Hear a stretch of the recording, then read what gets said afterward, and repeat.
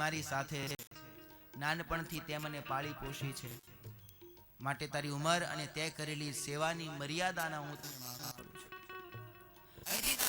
તારું મોઢું મને ન બતાવ. આટલો ગુસ્સો મહારાણી કૈકેયીએ મંથરા પ્રત્યે કર્યો છે. મંથરા બોલવા લાગ્યા છે, મહારાણી અત્યારે તમે સમજી શકતા નથી, પણ આ બધી જ મહારાણી કૌશલ્યાની ચાલ છે.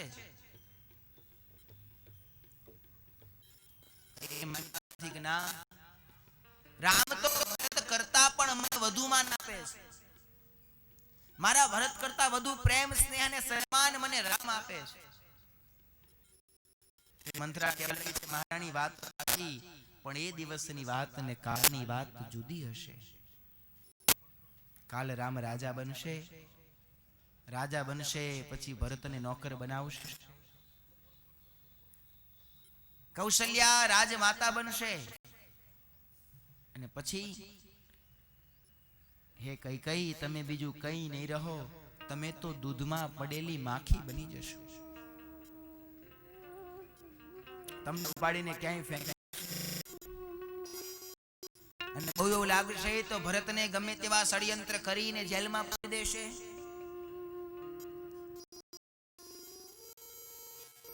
અને આમ જ્યારે મંથરા બોલી છે,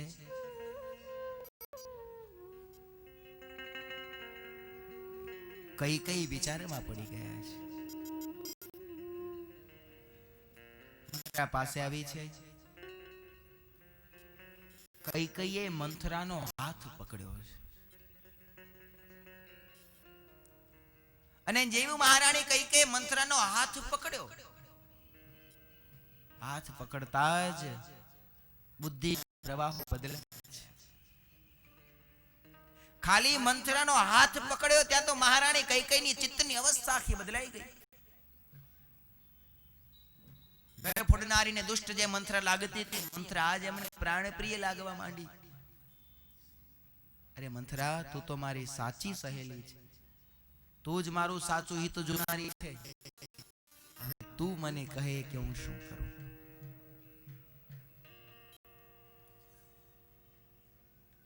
આજ મહારાણી કૈકેયી મંથરાને પૂછે છે કે તું મને કહે કે હું શું કરું.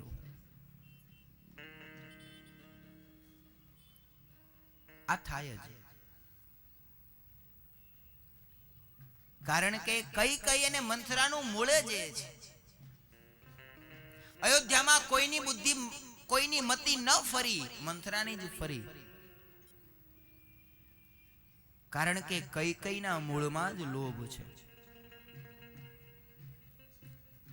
કૈકેયી અને મહારાજ દશરથ વચ્ચે ઉંમરનો ફરક જોવા જાવ તો પિતા પુત્રી કરતા પણ અધિક ભેદ ઉંમરનો હતો. મહારાજ દશરથને કોઈ સંતાન નહોતું. આટલી મોટી અયોધ્યાની સુખ સાહેબી હતી. કૈકેયી દેશમાં કૈકેયી રાજ પાસે જ્યારે મહારાજ દશરથે આ કૈકેયીનો હાથ માંગ્યો, મહારાણી કૈકેયીના પિતાએ વિચાર કર્યો કે મહારાજ દશરથને કોઈ સંતાન છે નહીં, અને એથી વિશેષ મારી પુત્રીના ભાગ્યમાં તો પુત્ર છે અને છે. જ્યોતિષોએ કહેલું કે તમારી દીકરીના ભાગ્યમાં દીકરો છે. કૈકેયી રાજને લોભ જાગ્યો છે કે મહારાજ દશરથને સંતાન નથી, મારી દીકરીના વિવાહ એની સાથે કરું.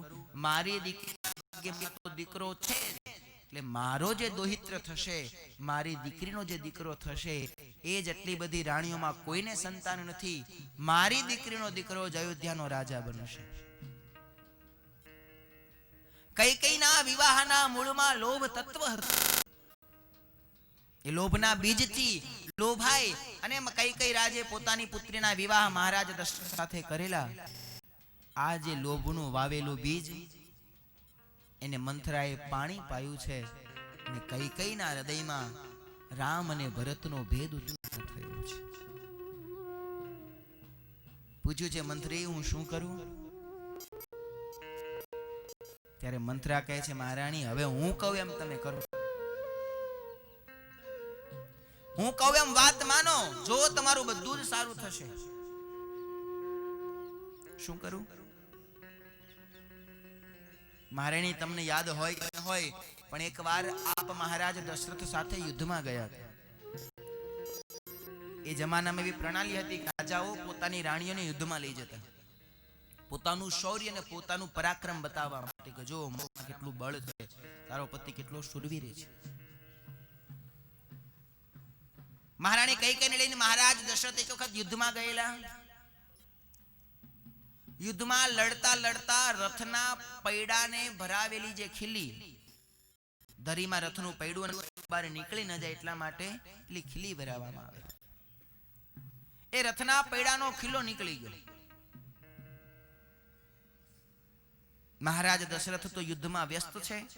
મહારાણી કૈકેયી આ જોયું છે. મનમાં થયું કે હવે શું કરું? હમણાં રથનું પૈડું નીકળી જશે, રથ તૂટી જશે, રથ વિના યુદ્ધમાં જીતવું અઘરું બનશે. એટલે તુરંત મહારાણી કૈકેયીએ એ રથના ખીલાની બદલે પોતાની આંગળીયામાં મૂકી છે. યુદ્ધ જ્યારે પૂર્ણ થયું, મહારાજ દશરથ અતિ પ્રસન્ન થયા. પણ મહારાણી જોઈ પૂછ્યું, દેવી શું થયું? કૈકેયી જ્યારે ઘટના કહી, મહારાજ દશરથ રાજી થયા કે દેવી, આ યુદ્ધનો વિજય મારો નહીં, પણ આ યુદ્ધનો વિજય તમારો છે. આજે તમે જો અગમચેતી ન વાપરી હોત તો મારો રથ તૂટી જાય અને હું જીતી શકત નહીં. આજ હું અતિ પ્રસન્ન થયો છું. તમારે જે જોતું હોય એ માંગો. મહારાણી કઈ માંગ્યું નથી. અરે એક નહીં. મહારાણી કઈ કહે છે, મહારાજ અત્યારે અમારે કંઈ જોતું નથી, પણ મારા 2 વરદાન થાપણ તરીકે તમારી પાસે જમા રાખો. મારે જ્યારે જરૂર પડશે ત્યારે હું માંગી લઈશ. આજ મંથરા મહારાણી કૈકેયીને કહે છે, દેવી તમારા 2 વરદાન મહારાજ પાસે જમા પડ્યા છે. એક કામ કરો, હું કહું એવા 2 વરદાન તમે મહારાજ પાસે માંગો. દુઈ બરદાન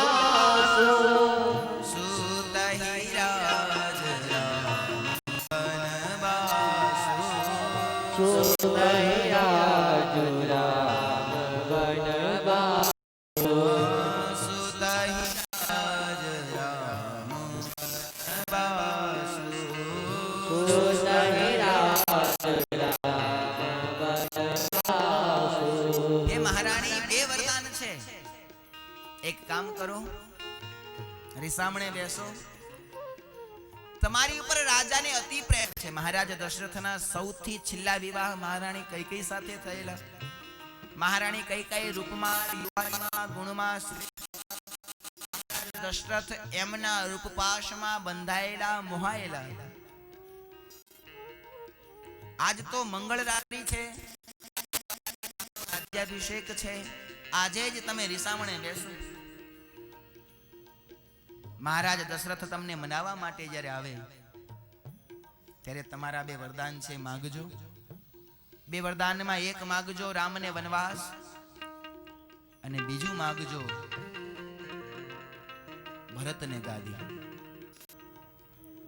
આ બે વરદાન જ્યારે મહારાણી કૈકેયીએ સાંભળ્યા, આટલી બુદ્ધિ પતિત થઈ હોવા છતાં પણ કૈકેયીએ મંથરાને પ્રશ્ન કર્યો છે કે મંથરી,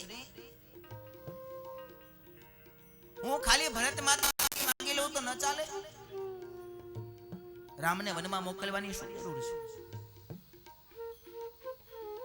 મંથરા કહે છે, દેવી તમે બહુ ભોળા છો. ભરત ગાદીએ બેસે ને રામ જો મહેલમાં રહે તો પ્રજા બધી રામની સાથે છે. પ્રજા વિદ્રોહ કરશે અને ભરતને ગાદી ઉપરથી ઉતરવું પડે. દેવી મારી એક વાત યાદ રાખજો, કદાચ મહારાજ દશરથ બેના બદલે એક વરદાન આપવાનું કહે તો માગજો કે મહારાજ રામને વનવાસ. ભરતને ગાદી ન મળે તો કઈ નહીં, પણ રામને તો વનમાં જરૂર મોકલજો. આવી વાત મંથરાએ મહારાણી કૈકેયીને શીખવી છે. કૈકેયીએ કહ્યું છે, દેવી મજબૂત રહેજો. રાજા ગમે એટલું કે માગો માગો માગો, માગતા નહીં. જ્યારે મહારાજ રામના સોગંદ ખાઈને કહે ત્યારે માગજો. મંથરાએ કૈકેયીના મનમાં બરોબર ઝેર ભર્યું છે. આ બાજુ રાત્રિનો સમય થયો. મહારાણી કૈકેયી આજ પોતાનું કાર્ય સાધવામાં કુશળ થઈ કોપ બેઠા છે. બધા જ વસ્ત્ર અલંકારો ફેંકી દીધા છે. પોતાના મહેલમાં દીવો પણ પ્રગટાવ્યો નથી.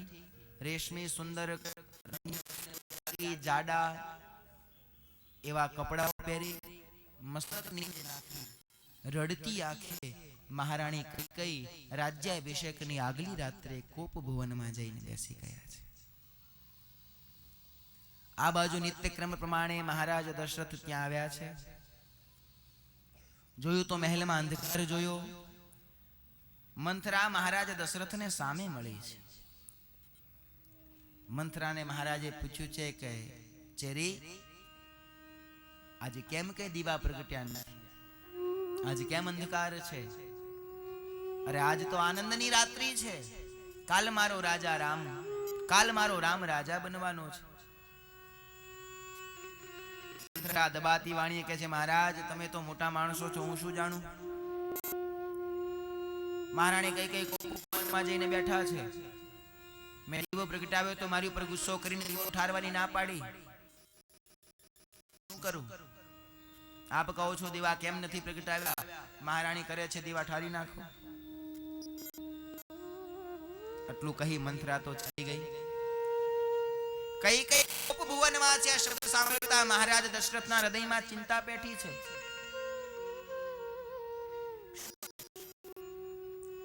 ઉતાવળા ગયા છે.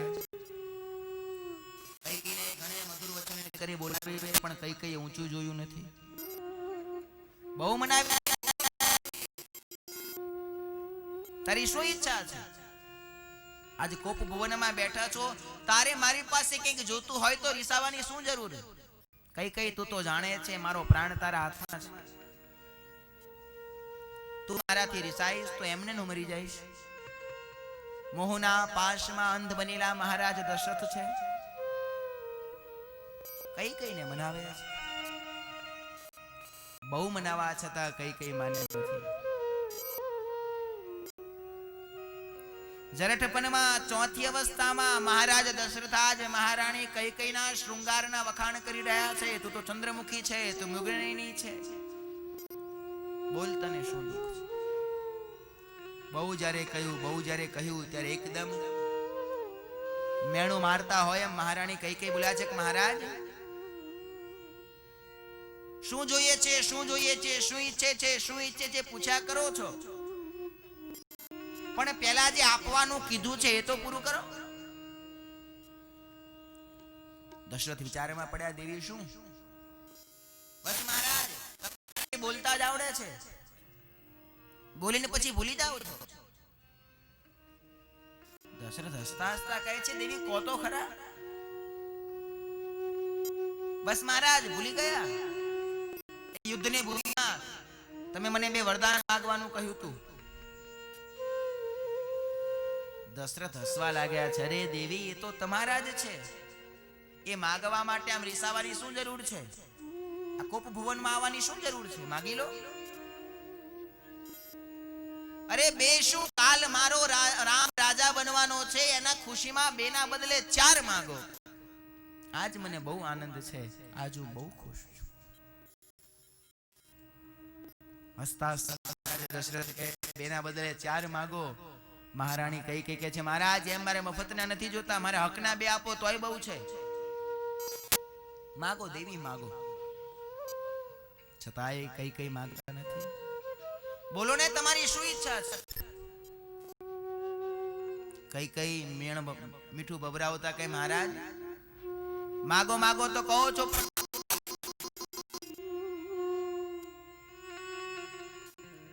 બોલો જો છો, આપી શકશો? દશરથજીના મનમાં તો સંકલ્પ કે કઈ મનમાં કેવું ઝેર ભરીને, અરે દેવી માગો ને, ન આપો બને. મહારાજ આપશો? બીજી વાર જ્યારે કહ્યું મહારાજ દશરથના અહંકારના ચોટ પહોંચી છે. દેવી તમને ખબર નથી, રઘુકુલ છે, રઘુકુલ ગીતી સદા ચલી આઈ, પ્રાણ બાહુ પર વચન ન જાય. દેવી આપને ખબર નહીં, અમારા ઉજ્જવળ કુળની આ પરંપરા છે. અમારા કુળના રાજાઓએ પોતાના વચનને ખાતર સર્વસ્વ છોડ્યું છે. એ સત્યવાદી મહારાજ હરિશ્ચંદ્રના વંશનો હું સંતાન છું, જેને સત્યને ખાતર, પોતે બોલેલા બોલને ખાતર પોતાની કુટુંબ સહિત ઊભી બજારે વેચાણા છે. એ મહાન પૂર્વજોનો હું વંશજ છું. બોલો શું જોઈએ છે? છતાંય જ્યારે નથી માંગતા, છેલ્લે કહ્યું તો જાઓ, રામના સોગંદ ખાઈને કહું છું, તમે માગો ને ના આપો તો મને રામના સંગ. આમ જ્યારે કહ્યું ને ત્યારે વિષ ભરેલી વાણીમાં મહારાણી કઈ મહારાજ દશરથને કહે છે, પતિદેવ હવે હસવા લાગી છું. હવે ખબર પડી છે કે બસ હવે મારું કાર્ય થઈ ગયું. રામના સમ ખાધા એટલે હવે તો મને મારું ધારેલું મળવાનું છે. ઉભી થઈ આનંદ પામી મહારાજ દશરથને વંદન કરી હસતા હસતા કહે છે, રાજન મારે બીજું કોઈ જોતું નથી, બસ 2 વસ્તુ આપો. શું જોઈએ છે? સુનહુ પ્રાણ પ્રિય ભાવત જીકા, દેહુ એક બર ભરત હી. સુનહુ પ્રાણ પ્રિય ભાવત જીકા, દેહુ એક બર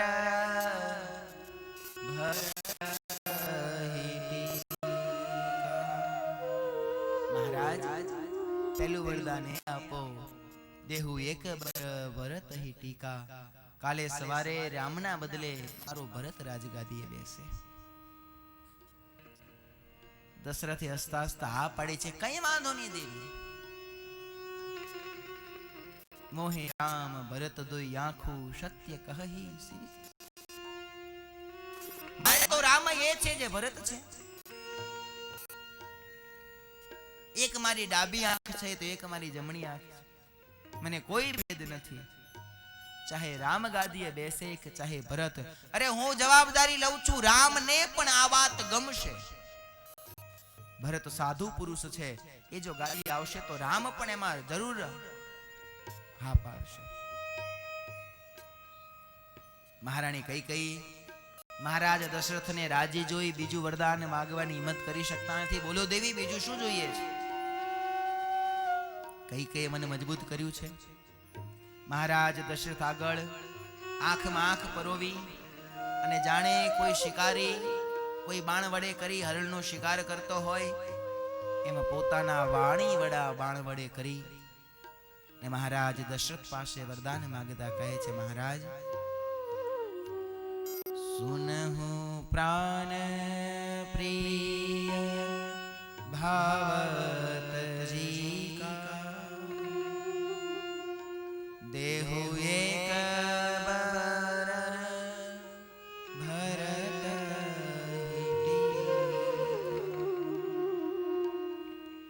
तापस वेश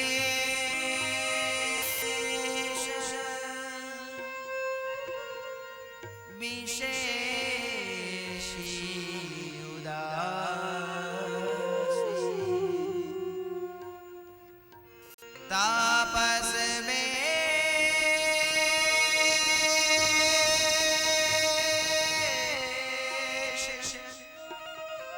तापस वेश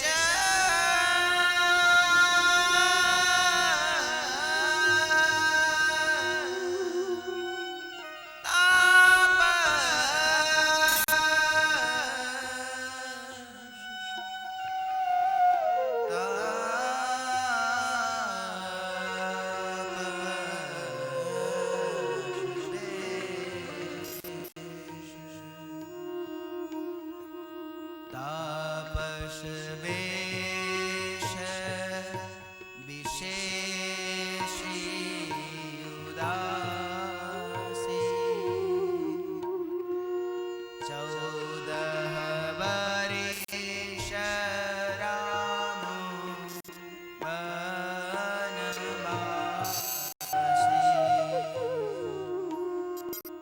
तापस वेश विशेषी उदासी 14 वर्ष राम वनवासी। महाराज પહેલું વરદાન આપો કે ભરતને રાજગાદી મળે અને બીજું તાપસ બેસ તપસ્વીનો વેશ ધરી ઉદાસી બની વૈરાગી બનીને તમારો રામ 14 વર્ષ વનમાં જાય. ભરતને ગાદી કહ્યું ત્યારે દશરથ રાજાનું હૃદય આનંદથી ભરાયું. રામ વનવાસ શબ્દ સાંભળ્યો મહારાજ દશરથ જડવત બન્યા છે. કઈ કઈ આત્મા શું કહે છે? જલ્દી કહે કે તું મારી સાથે મનોરંજન કરી રહી છે, તું મારી પરીક્ષા કરી રહી છે. દેવી જલ્દી કહે. અને હવે કઈ કઈ કઠોર બન્યા છે. મહારાજ હું મજાક નથી કરતી, રંજન નથી કરતી, હૃદયથી માંગુ છું. અને તમે કહ્યું એટલે માંગુ છું, મારો હક હતો એટલે માંગુ છું. મારા ભક્તને ગાદી આપો, તમારા રામને 14 વર્ષનો વનવાસ આપો.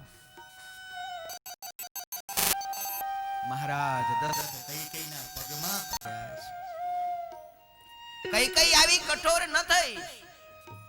એક માતા તરીકે તારા પુત્ર માટે ગાદી માંગવાનો તને અધિકાર છે, તું માંગ. તારા ભરત માટે ગાદી માંગ, પણ મારા રામને વનવાસ શું કામ? હું કયા મોઢે રામને કહીશ કે તું વનમાં જા? મહારાણી કૌશલ્યા મને પૂછશે કે મારા રામનો શું વાંક કે મહારાજ તમે ને વન આપ્યું? અયોધ્યાની પ્રજા મને પૂછશે કે મહારાજ અમારા રામને તમે વન શું કામ? ભારત વર્ષનો ઇતિહાસ મને પૂછશે કે મહારાજ દશરથ તમારા કામાંધ પ્રેમ માટે રામને વનવાસ શું કામ? અને દેવી હું શું જવાબ આપીશ? આમ ન કરશો, આમ ન કરશો. મહારાજ દશરથ રડતા રડતા કૈકેયી આગળ પ્રાર્થના કરે છે, દેવી રામને વનવાસ ના આપશો. પણ કઠોર લોભને કારણે કઠોર બનેલા મહારાણી કૈકેયી મહારાજ દશરથને મેણા મારવા લાગ્યા છે. મહારાજ તે મેં તો માંગ્યું છે, તમે ના પાડી દો. હું તમને ક્યાં કહું છું કે તમે મને આપો? આ તો તમે તો કયા વંશની મને આણ આપતા હતા? શું જોઈને કહેતા હતા કે રઘુકુલ રીતિ સદા ચલી આઈ, પ્રાણ જાહુ પર બચનું ન જાય. ક્યાં ગઈ તમારું પૂર્વન પરંપરા, ક્યાં ગઈ તમારી વચન પ્રીતિ, ક્યાં ગઈ તમારા કુળની નિષ્ઠા. મહારાજ મેં તો તમે કીધું ને માગ્યું છે, ના આપવું હોય તો ના પાડો, હું અહીંથી ચાલી જઈશ. જઈ મારા પિતાને ઘેર ને જગતને કહીશ કે રઘુકુળના પુરુષોને ખાલી બોલવાની જ તાકાત છે, બોલેલો બોલ પાળવાની તાકાત રઘુકુળમાં નથી. મહારાજ દશરથ રડતા રડતા માથા પછાડી કઈ કઈને કહે છે, દેવી મારી ઉપર અત્યાચાર ન કરશો, મારી ઉપર આવી ક્રૂરતા ન કરશો. તું કે તારી જે ઈચ્છા હોય એ પૂર્ણ કરું, બીજું જે માંગવું એ માંગ, પણ મારા રામ ના આપીશ.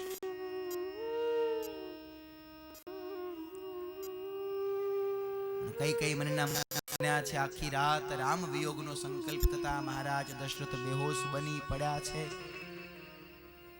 આખી રાત્રિ રડતા રહ્યા છે, દેહનું ભાન રહ્યું નથી. સવારનો પોર થયો છે.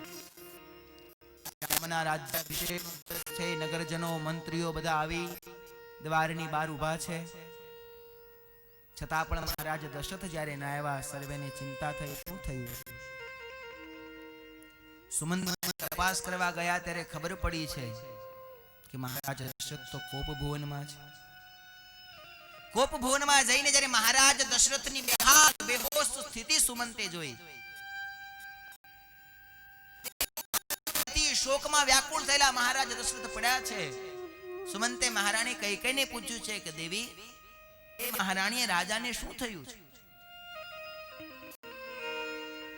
કૈકેયી કહે છે, ખબર નહીં, આમ પડ્યા છે, એમને રામનું કંઈક કામ છે, રામ રામ કરે છે.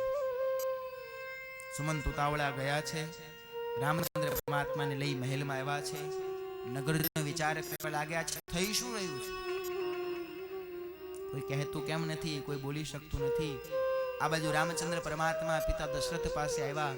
રામનો સ્પર્શ થતા દશરથ મહારાજે આંખો તો ખોલી, રામની સામે જોઈ ચોધાર આંસુએ રડવા લાગ્યા છે. પોતાના પુત્રને કંઈ કહી શકતા નથી.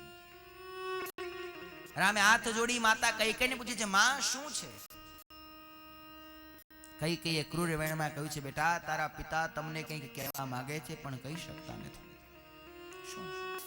કઈ નહીં બેટા, તારા પિતાના મારી પાસે 2 વરદાન થાપણ તરીકે હતા. એ 2 વરદાન મેં માંગ્યા છે. એક વરદાનમાં ભરતને ગાદી માંગી છે, બીજા વરદાનમાં તમને 14 વર્ષનો વનવાસ માંગ્યો. તમને વનવાસ જવાનું કહી શકતા નથી, માટે દુઃખી છે. અને પિતાના વચનને સત્ય કરવા માટે જે ગાદી ઉપર બેસવાનો શુભ દિવસ હતો, આખું નગર અયોધ્યા નગરી રામને રાજા તરીકે દર્શન કરવા માટે લાલાયિત અને આતુર હતી. સંપૂર્ણ તૈયારીઓ થઈ ચૂકી હતી. એ દિવસે એક ક્ષણે આજે એક પિતાના વચનને સત્ય કરવા માટે રામચંદ્ર પરમાત્માએ વનમાં જવાનો ત્યાં ને ત્યાં નિર્ણય કરી લીધો છે. અરે પિતાજી, એમાં શું દુઃખી થાવ છો? મારા વચન માટે વન તો મારા માટે મંગળ હશે ને સારું થશે. ઋષિ મુનિઓનો મને યોગ થશે, સંત મહાત્માનો દર્શન થશે, થોડું ભગવત સાધના થશે, મારું જીવન ધન્ય બનશે. પિતાજી, હે માતા, તમે તો મારા ઉપર કૃપા કરી છે. આજ્ઞા લઈ ચાલ્યા છે. આ બાજુ નગરજનોને ખબર પડી છે કે આવી ઘટના બની છે. સ્વાર્થી મહારાણી કૈકેયીએ પોતાના પુત્ર ભરત માટે મહારાજ પાસે રાજગાદી માંગી છે અને રામ માટે 14 વર્ષનો વનવાસ માંગ્યો છે. રામચંદ્ર પરમાત્મા વનવાસીનો વેશ ધારણ કરી, વલકલ ધારણ કરી વનમાં જવાની તૈયારીઓ રાજી આવ્યા છે. વલકલ પહેરીને જ આવ્યા છે. સીતાજીને આ વસ્ત્રમાં જોતા રામચંદ્ર પરમાત્મા એકદમ રોક્યા છે. સીતે, આ શું? વનમાં જવાની આજ્ઞા તો મને છે, તમને નહીં આપ, સુખે ત્યાં રહો. પણ પરમ પતિવ્રતા સીતાજી કહે છે, ના, જ્યાં મારા રામ ત્યાં હું છું. સીતે, એ વન બોલવું સહેલું છે, ગોરા, જાડી, જાખરા, શિયાળો, ઉનાળો, ચોમાસું 14 વર્ષની વસમી યાત્રા નહીં વેઠી શકો. સીતાજી કહે છે, રાઘવ, તમે જ્યાં હશો ત્યાં મારી માટે બધું જ સહેલું બની જશે. તમારી વિના મખમલના ગારા, તમારી વિના સોનાના પલંગ મને કાંટા જેવા લાગશે. તમારી સેવામાં કાંટાની સેજ પણ મને સુવાળી લાગશે. તૈયાર થયા છે. ત્યાં તો દોડતા દોડતા શેષાવતાર લક્ષ્મણજી આવ્યા છે. હમણાં જઈને કઈને આમ કહી દઉં, હમણાં જઈને મહારાજ દશરથને પણ કહી દઉં. વિચાર કરો, રામના પક્ષ ખાતર પિતા સાથે લડવા તૈયાર થાય એવા લક્ષ્મણજી સેવક છે. કઈને અધિકાર છે તો પોતા માટે માંગવાનો અધિકાર છે. વચન આપ્યું છે તો એક પતિએ પોતાની પત્નીને આપ્યું છે. એમાં રાઘવ તમે શું કામ ભોગ બનો? ન ચાલે. લક્ષ્મણજીને શાંત પાડ્યા છે. લક્ષ્મણજી પણ સેવામાં આવવા તૈયાર થયા છે. બહુ ના પાડવા છતાં લખન માન્યા નથી. ઉર્મિલાની માતા સુમિત્રાને રજા લેવા માટે મોકલ્યા છે. ધન્ય હો માતા સુમિત્રાને. જગતની દ્રષ્ટિએ જોવા જઈએ તો કૌશલ્યા અને સુમિત્રા એકબીજાની શોક કહેવાય. એક પતિની બે પત્નીઓ છે.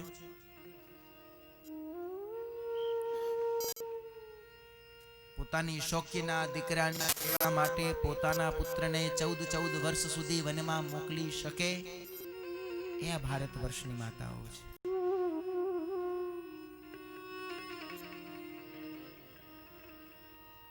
માતા સુમિત્રાએ કહ્યું છે કે લખન, આજથી તારો પિતા રામ છે, તારી માતા સીતા છે. તારો પિતા દશરથ નહીં, તારી માતા સુમિત્રા નહીં, પણ વનમાં રામ તારા પિતા છે અને સીતા તારી માતા છે. સેવા કરજે, એમનું રક્ષણ કરજે. મૂંગા મોઢે ઉર્મિલા જાતે એકમાત્ર દીવો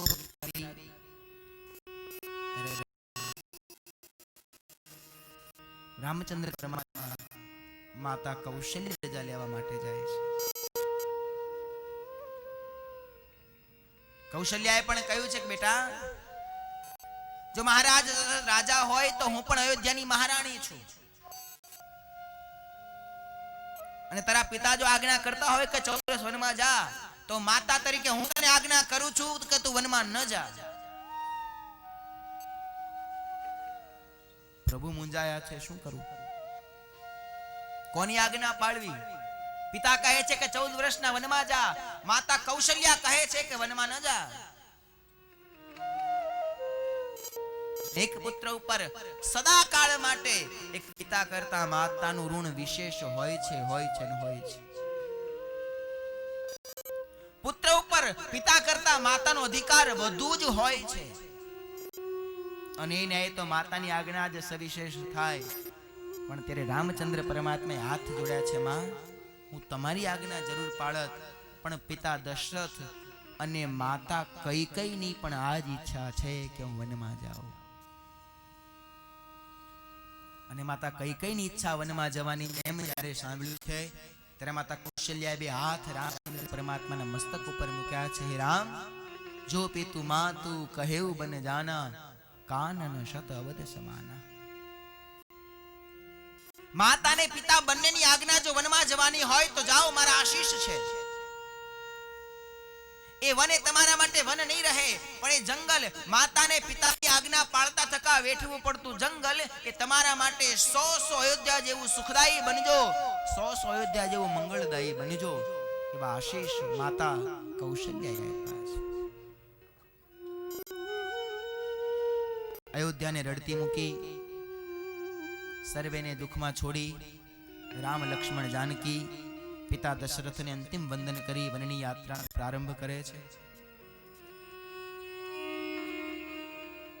આખી અયોધ્યા નગરી પણ રામચંદ્ર પરમાત્માની સાથે વનમાં જવા તૈયાર થઈ છે. મહારાજ દશરથે સુમંતને મોકલ્યો છે, સુમંત તું રથ લઈને જાવ. એકાદ દિવસ જંગલમાં ફેરવીને રામને પાછા લઈ આવજો. મને ખબર છે હું કહીશ તો પણ રામ નહીં માને. રામ ન માને તો કઈ નહીં, પણ સીતાજીને ને લક્ષ્મણને તો જરૂર પાછા લાવજો.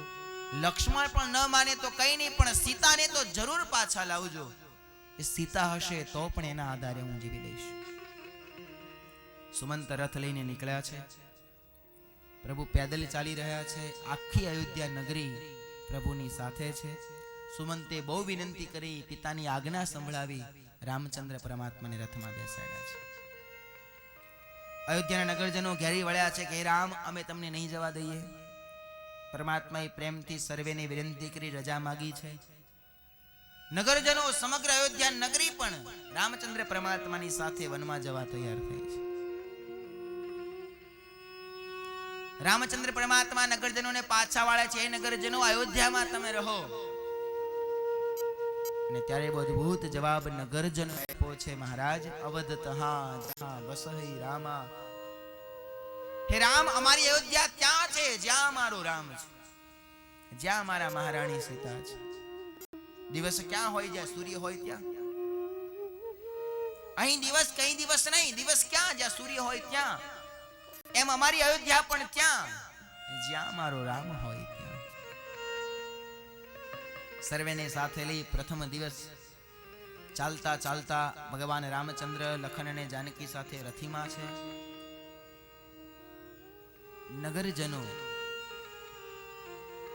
પાછળ ચાલ્યા આવે છે. ચાલતા ચાલતા તમસા નદી આવી છે. રાત્રિના સમયે સર્વે ત્યાં રોકાયા છે.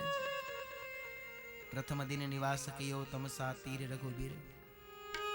નગરજનને સુતા મૂકી વહેલી સવારે રામ લક્ષ્મણ જાનકી જાગ્યા છે. સુમંતને કહ્યું છે, આ બધા ભલે સુતા, અહીંથી ચાલી નીકળો. રામચંદ્ર પરમાત્માની 14 વર્ષની વનયાત્રાનો પ્રારંભ.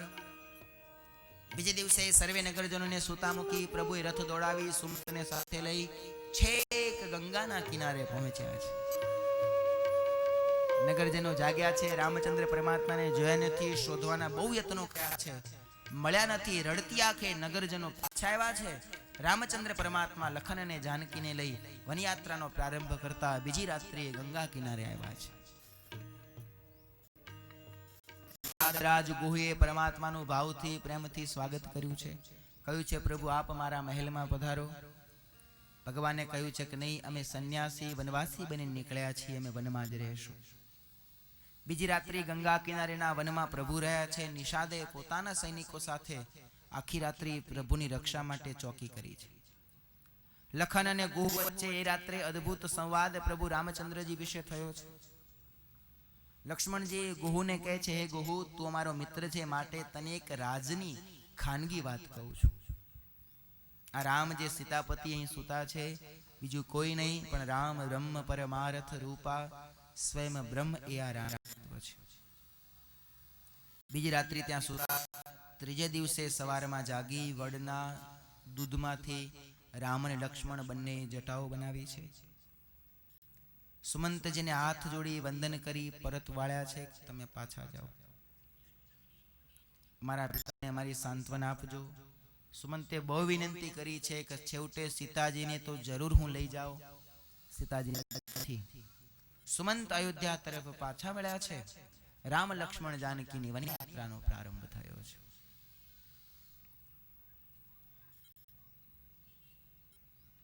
આડી ગંગા નદી છે. પ્રભુ રામચંદ્રજી લખન અને સીતાને સાથે લઈ ગંગાના સામે કિનારે જઈ અને પછી વનયાત્રાનો પ્રારંભ કરવાનો વિચાર કરે છે. ગંગા પાર કરવા માટે પ્રભુ ગંગાના કિનારા તરફ ચાલ્યા છે. અને રામ કથાની બહુ અદ્ભુત કથા, રામગંગા પાર કથા, કેવટની કથા અહીં છે. બહુ જ અદ્ભુત, અલૌકિક અને અજોડ કથા કેવટની કથા છે. આખી રામાયણમાં મને જો પ્રિય કથા હોય તો આ કેવટની કથા છે. ભગવાનના ગુણો તો બહુ ગાઈએ, ભગવાન બહુ તેજસ્વી, બહુ જ્ઞાની, બહુ ગુણવાન, બહુ બળવાન. ભગવાનના સંતો ભગવાનની કૃપાથી ભગવાનના થઈને રહ્યા છે, ભગવાનની ચુંદડી ઓઢીને બેઠા છે અને એમનામાં પણ અપાર શક્તિ મૂકી છે. પણ એક ભગવાનના ભક્તમાં કેટલી તાકાત હોય એની કથા આ કેવટની કથા છે. એક ભગવાનના ભક્તમાં કેટલું તેજ, કેટલું ઔદાર્ય, કેટલી તાકાત હોય. એ ધારે તો શું કરી શકે ને ધારે તો શું કરાવી શકે એની કથા આ કેવટની કથા છે. આપણે વાત વાતમાં કહીએ છીએ ને કે મને બહુ હેરાન ન કરશો, જો હું જાત ઉપર આવી ગયો ને તો જોયા જેવી થશે. એમ એક ભગવાન નિષ્કામ ભક્ત જે દિવસે ભક્તની જાત ઉપર આવે ભગવાન જેવા ભગવાને પણ ઝૂકી જવું પડે છે. એની કથા આ કેવટની કથા છે. બહુ જ ટૂંકી કથા છે. રામાયણમાં શાસ્ત્રની દ્રષ્ટિએ જોવા જઈએ તો બહુ જ ટૂંકી કથા છે, પણ પ્રાણ સ્વરૂપ આ કથા છે. ગંગાનો કિનારો છે. એક પથ્થર ઉપર મેલા ઘેલા ફાટલા ટૂંકા વસ્ત્રો પહેરેલું કોઈ પાર ઉતરવા આવે, પાર ઉતારી મારી આજીવિકા ચલાવવું એવી ભાવનાથી યાત્રીઓ વટે માર્ગોની પ્રતીક્ષા કરતા બેઠેલો કેવટ બેઠો છે. એની બાજુમાં જ ગંગાના નિર્મળ નિર્મા એને પોતાની નાવ ગંગારેલી છે. રામ, લક્ષ્મણ ને જાનકી નિત્ય ક્રમ પ્રમાણે પ્રભુ રામચંદ્ર આગળ, જાનકી પાછળ ભાઈ લખન ચાલતા ચાલતા ગંગાના કિનારે આવ્યા છે. ગંગાના પવિત્ર કિનારે ઉપર જ્યાં પ્રભુનું આગમન થયું, લક્ષ્મણજીને મનમાં એમ હતું કે જ્યાં રામને જોશે ત્યાં તો દોડતા દોડતા બધા આવશે, પ્રભુ આપ મારી નાવમાં બેસો, પ્રભુ આપ મારી નાવમાં બેસો, પ્રભુ આપ મારી નાવમાં બેસો. આવું લક્ષ્મણજીએ મનમાં કલ્પના કરેલી. પણ આજ ખબર નહીં લક્ષ્મણના દુર્ભાગ્ય હોય કે પછી પેલા કેવટના સદભાગ્ય. પણ આજ રામચંદ્ર પરમાત્મા જ્યારે ગંગાના કિનારે આવ્યા, એકમાત્ર કેવટ જ એક નાવડી લઈને ગંગા કિનારે બેઠો છે, બીજી કોઈ હોડી આજ છે નહીં. લક્ષ્મણજીએ દ્રષ્ટિ કરી બેઠો છે, એને એમ કે હમણાં જોશે એટલે દોડતો દોડતો આવશે, પધારો પધારો રાજકુમાર. કેવટ તો નિજાનંદમાં છે. નજીક આવ્યા જાણ્યા ખબર પડી, પગરવ થયો કે કોક આવ્યું છે. દ્રષ્ટિ કેવટે ઊંચી કરી, આમ આંખ ઊંચી કરીને દ્રષ્ટિ કરી, સામે 3 તપસ્વીને આવતા જોયા. વલકલ વસ્ત્રમાં 3 વ્યક્તિઓને જોયા. આગળ જ રાઘવ છે. આમ દ્રષ્ટિ ઊંચી કરી રામચંદ્ર પરમાત્માનું કેવટ સામું જોવું, કેવટનું રામચંદ્ર પરમાત્મા સામે જોવું, 4 આંખનું ભેગું થઈને 2 થવું. અને આંખથી આંખ જ્યાં મળી, કેવટના હૃદયમાં શાંતિનો શેરડો પડ્યો. યુગોથી જેની પ્રતીક્ષા કરતો હતો, આ જેના દર્શન થયા, કેવટને મનમાં પ્રતીતિ થઈ ગઈ કે આ મારી સામે ઊભું એ બીજું કોઈ નહીં પણ સ્વયં ભગવાનનો અવતાર રામચંદ્ર ભગવાન પોતે છે. ખાલી દ્રષ્ટિ જ્યાં પડીને ઓળખાણ થઈ ગઈ. અને જેને ઓળખાણ થઈ જાય બસ એને પછી કંઈ કરવા પણ રહેતું નથી. ઓળખી લીધા કા ભગવાન છે. અને આજ તો નિષ્કામ ભક્ત છે. ભગવાનને આવેલા જાણી હૃદયમાં થયું, કોહો આટલા વર્ષે હવે આવ્યા છો, કઈ વાંધો નહીં, આવો. ના ઊભો થયો, ને દોડીને પગે લાગ્યો, ને સ્તુતિઓ કરી, ને વંદનાઓ કરી, ને હાથ ફેલાવ્યા. જોઈ લીધું કે ભગવાન આવ્યા છે, કઈ વાંધો નહીં, આવવા દો. આજે તો એને જોઈ લઉં, એ ભક્તની ખુમારી છે. બેઠો છે. ભગવાનને આવેલા જાણવા છતાંય અવિવેક લાગે શાસ્ત્રની ભાષામાં, એવી રીતે કેવટ બેઠો છે. લક્ષ્મણજી વિચારમાં પડ્યા કે આ ખરો માણસ છે. અરે ખાલી કઈ નહીં, અમને બીજું ન જાણે, અયોધ્યાના રાજકુમાર ન જાણે, પવિત્ર શૂરવીર બળવાન ન જાણે, તપસ્વી ન જાણે, તો પણ ધંધો લઈને બેઠો છે. ગરાગ આવે તો ઊભો તો થાય ને. પણ આ વળી બહુ અભિમાની લાગે, ઊભો થતો નથી. થોડી વાર તો એમને સ્થિરતા ભરું દ્રશ્ય રહ્યું છે.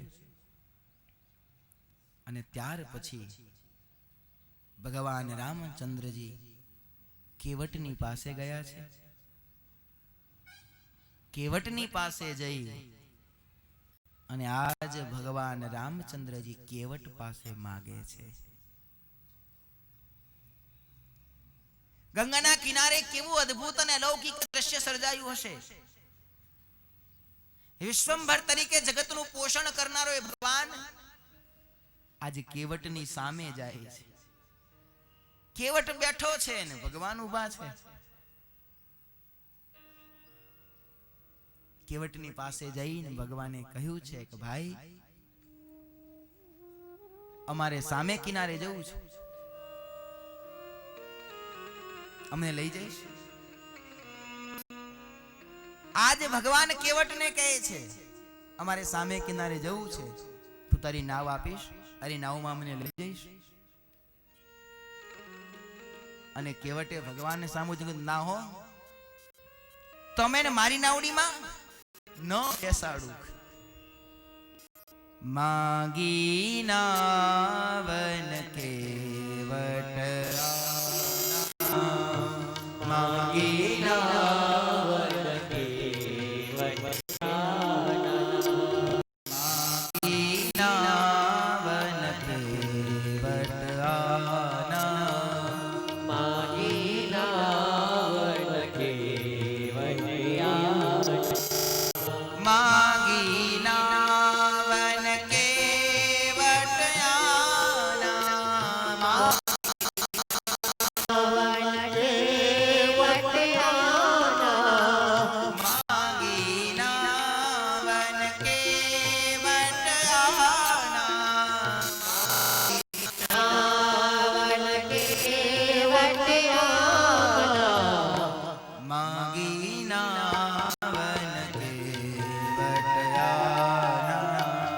માગી નાવન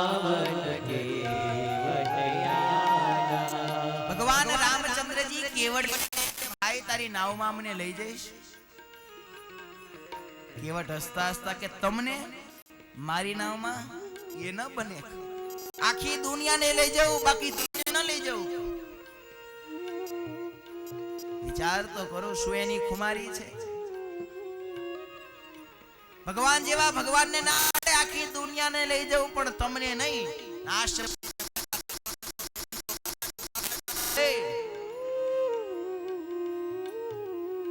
અમને ના પાડે? શું કામ નાવડી લઈને બેઠો છે? કેવટ કે રાજકુમાર, નાવ ચલાવી મારે તો પછી નક્કી તો હું જ કરું ને કે મારે કોને બેસાડવા ને કોને ન બેસાડવા. ના, ફરી કહું છું, આખી દુનિયાને બેસાડું પણ રામને ન બેસાડું. લક્ષ્મણજીને ક્રોધ આવ્યો કે અમને ના પાડે. શું ખામી?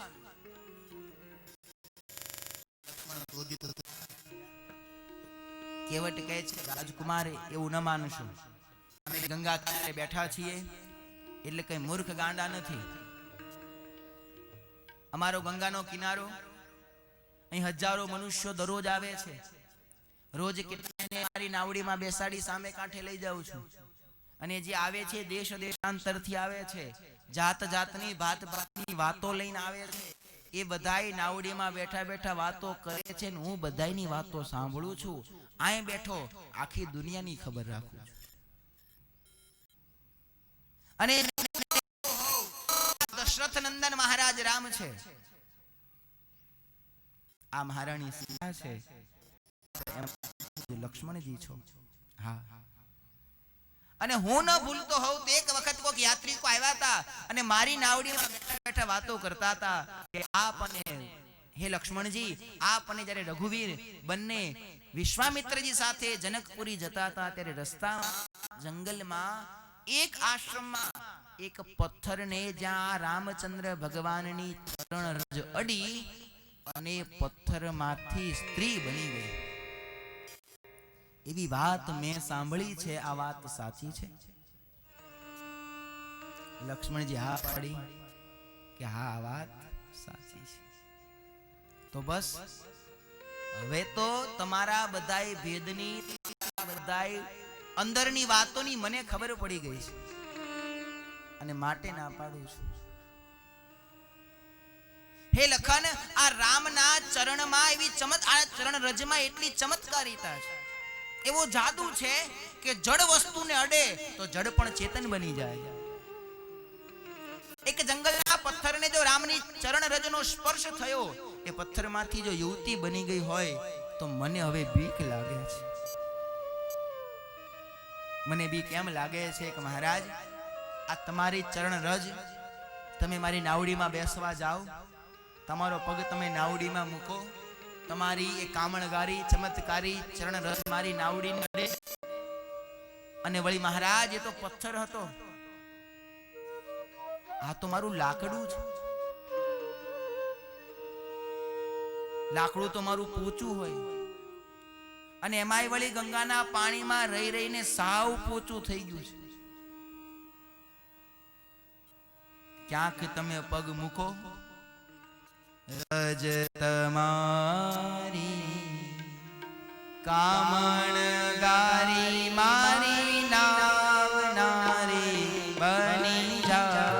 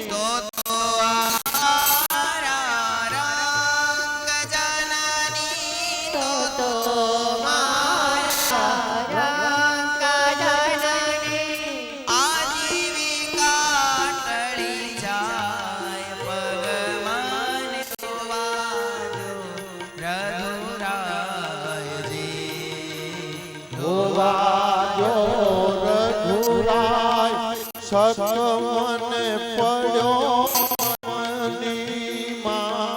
તમારા પગ ધોવા જો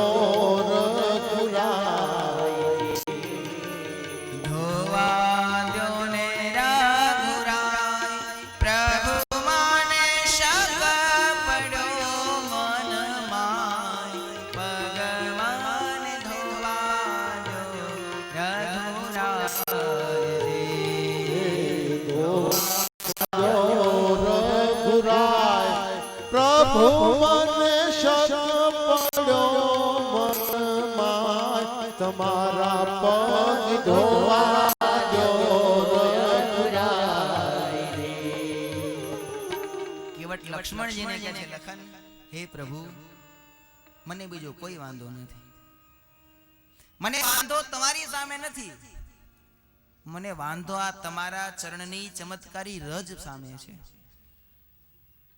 આ તમારી ચરણ રજ જો મારી નાવને અડી જાય અને ક્યાંક મારી નાવમાંથી વળી નારી બની જાય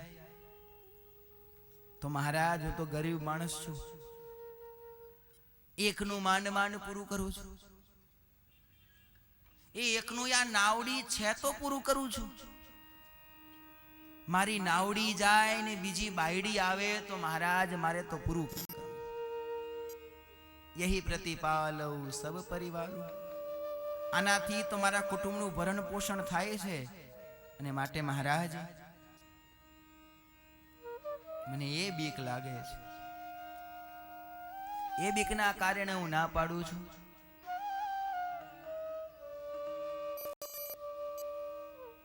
તમારે જો મારી નાવમાં બેસીને સામે કિનારે જવું હોય તો એક કામ કરો, આ તમારા ચરણમાં ચોંટેલી પેલી ચમત્કારી રજ એને ઉધોઈને કાઢી નાખો. તમારા પગમાં એ ચમત્કારી રજ રહેવા ન દઉં અને પછી હું તમને મારી નાવમાં બેસાડું. હજી તો બેઠો બેઠો જ વાત કરે છે. જગતનો નાથ સામે ઊભો છે અને શૂરવીર ભાયડો ભગત બેઠો છે. ભગવાનને કહે છે, ભગવાને તમારા ચરણની ચમત્કારી રજ હું ધોઈ લઉં, તમારા પગમાં રજ રહેવા ન દઉં, પછી હું બેસાડું. અને વળી પ્રભુ બીજી લાંબી કઈ મને ખબર પડતી નથી. આ મેં તમને એકવાર કહ્યું, પછી વારે વારે જગતની જેમ મને ટેવ નથી કે હું વારે વારે કીધા કરું. મને જે શંકા હતી, મને જે તકલીફ હતી, મેં તમારી આગળ રજૂ કરી. તમારે જો મારી નાવડીમાં બેસી સામા કિનારે જવું હોય તો તમારા પગ મને ધોવા દેવા પડશે. અને હવે હું તમને બીજી વાર નહીં કહું, તમે વિચાર કરી લો, ત્રણે જણા બહુ મથામણ કરી લો, એમ લાગે કે નહીં આમાં આપણે કઈ ખોટ જાય એવી નથી તો મને કહેજો, હું અહીં બેઠો છું.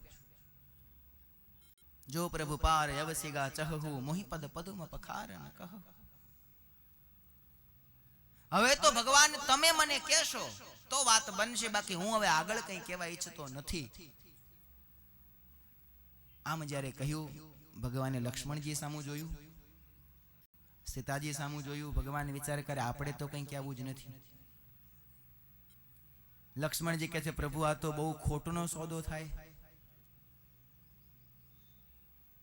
જે ચરણની રજને મોટા મોટા ઋષિઓ ઈચ્છે છે, મોટા મોટા યોગીઓ જન્મ જન્માંતર સુધી તપશ્ચર્યા કરવા છતાં જે ચરણના દર્શનને પામતા નથી, એ ચરણની રજ ખાલી ગંગા કરવાના બદલામાં આને આપી દેવાની. પ્રભુ ખોટોનો સોદો છે, ન અપાય. ભગવાન કે કઈ વાંધો નહીં, ઉભા છીએ. પણ ખબર નહીં નાવિકનું સદભાગ્ય એ દિવસ એવું, બીજી કોઈ નાવ આવતી નથી. ભગવાનના મનમાં પણ ભક્તની ભાવના પૂર્ણ કરવાનો સંકલ્પ છે, માટે થોડી થોડી વારે ભગવાન પગ ઊંચા નીચો કર્યા કરે છે. લક્ષ્મણજીને અનુભૂતિ થાય છે કે પ્રભુ થાક્યા લાગે છે. એક પથ્થર હતો એની ઉપર તો સામે બેઠો હતો. પ્રભુને થાકેલા જોઈ લક્ષ્મણજીનો ક્રોધ બધો કેવટ ઉપર ઉતરે છે કે આજ બધા નાટક કરે છે. થોડી વાર થઈ, બીજો કોઈ ઉપાય મળ્યો નહીં. લક્ષ્મણજી પ્રભુ પાસે આવ્યા, પ્રભુ આપના ચરણની રજ દુર્લભ બહુ છે,